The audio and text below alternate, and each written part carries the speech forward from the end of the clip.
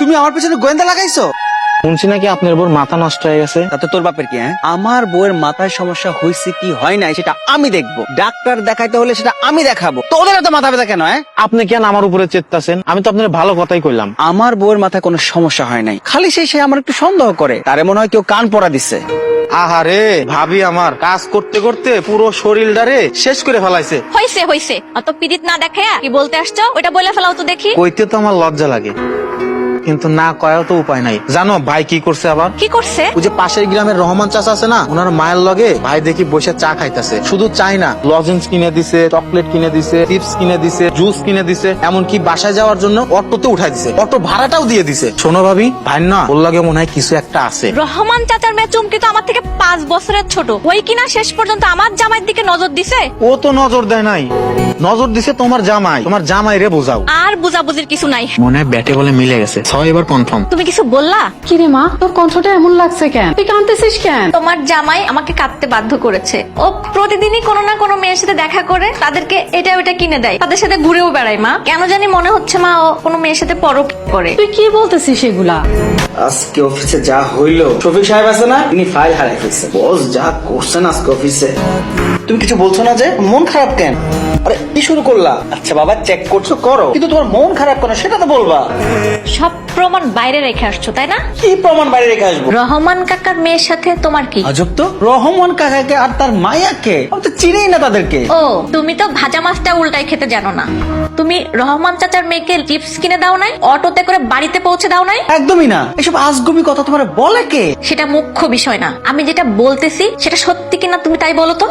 কেমন আছো বাবাজি? আমি ভালো আছি চাচা, আপনি কেমন আছেন? ভালোই তো আছিলাম, কিন্তু মানুষের কথায় বারাথান যাইতেছে না রে বাবা। উল্টা পাল্টা কি সব কথা কই মানুষে, মাথাটা খারাপ হয়ে যায় একবারে। কই যাইতেছো বাবাজি? কেন কিছু কইবেন?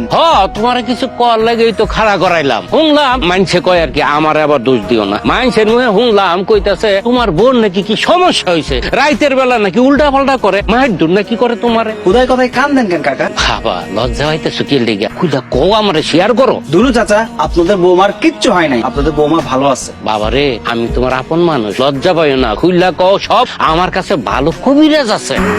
চাচা আপনারে আমি যথেষ্ট সম্মান করি, কে কি কইছে এইসব লইয়া আজাইরা পেছাল পাড়ার সময় আমার কাছে নাই।